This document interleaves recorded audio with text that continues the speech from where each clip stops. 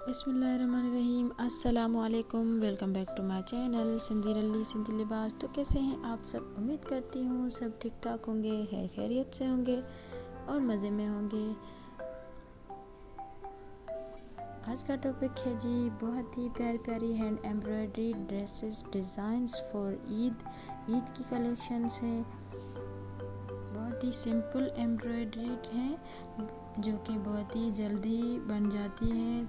तो देर मत करिए, यहाँ से जो भी ड्रेस पसंद आती है आप स्क्रीनशॉट लें और फटाफट ऐसी बनवा दें, या फिर ख़ुद आप ये काम जानते हैं एम्ब्रॉयडरी करना तो फिर आप ख़ुद से बना सकते हैं। आई होप मेरा ये वीडियो आपके लिए हेल्पफुल होगा। कुछ मिरर एम्ब्रॉयडरी हैं और कुछ रनिंग स्टिचेस पे हैं, कुछ बलोची स्टिचेस पे है। बलोची हैंड एम्ब्रॉयडरी भी बहुत प्यारी लग रही है। आप ये देखें जी, फूल पत्ती एप्लिक है।